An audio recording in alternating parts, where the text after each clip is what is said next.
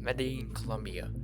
It's 2nd of December, 1993, and 8 men break into a house in a middle-class area in search of Pablo Escobar, who is aided by his bodyguard. A shootout ensues as Colombian forces chase the 2 men out into the roof. This isn't just some ordinary pursuit.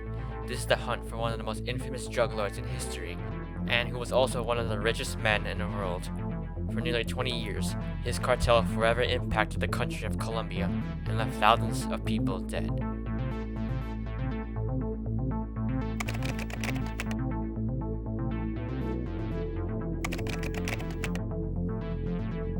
Pablo Emilio Escobar Gaviria was born on the 1st of December 1949 in Rio Negro, Colombia. He was then raised in the city of Medellin, the same place where he would start his criminal drug career. As a teenager, he engaged in various crimes such as selling fake items and stealing. Eventually, this led to his very first arrest in 1974 when he was caught stealing cars.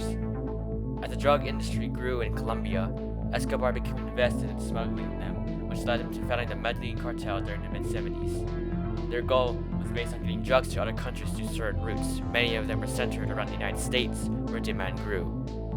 However, in May of 1976, Escobar was arrested again and tried to bribe the Medellin judges. However, when that failed, he ordered the execution of 2 police officers. It was here where his system of bribery or murder of authorities began and would stay that way up until his death.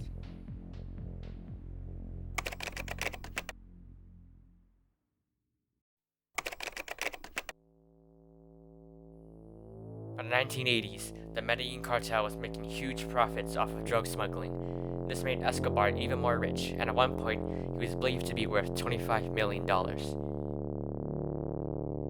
He used his wealth for a 7,000-acre estate called Haciendas Napoles in Colombia. It contained anything from an airstrip to a garden and even to a zoo, which had many hippopotamuses.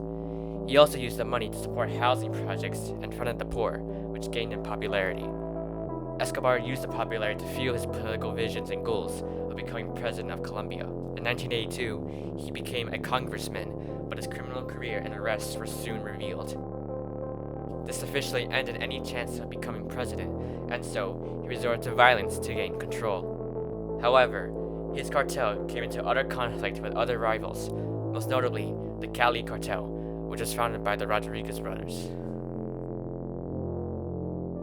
Unfortunately, many others were targets of Escobar, such as government officials, civilians, and the police. In some cases, the police would be bribed, but if they refused, they would be met with a bullet. In 1989, the Medellin cartel put a bomb on an airplane that killed more than 100 people. One of those who aided in the bombing was Popeye, a well-known hitman in the Medellin cartel. He was also responsible for killing over 250 people, but he surrendered to the justice system in 1992. By the time the 1990s rolled around, deaths in Colombia were reaching 20,000 per year. But in 1991, the government caught up with Escobar and forced him to surrender and end his criminal activity. Colombia initially wanted to extradite him to the United States, but that was just banned. Instead, he decided to construct a prison mansion for himself called La Catedral. However, even then, he continued to execute people in the very place he was staying in. This prompted the Colombian government to move Escobar to an actual prison, but he escaped in July of 1992. For the rest of his life, he would spend his time trying to evade the police.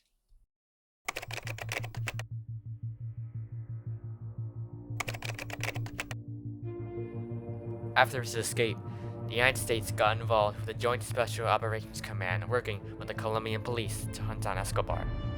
Known as the Search Block, they tracked him down using his cell phone transmissions and found him in a middle-class area in Medellin. Then, 8 men stormed into the house Escobar was hiding in with his bodyguard.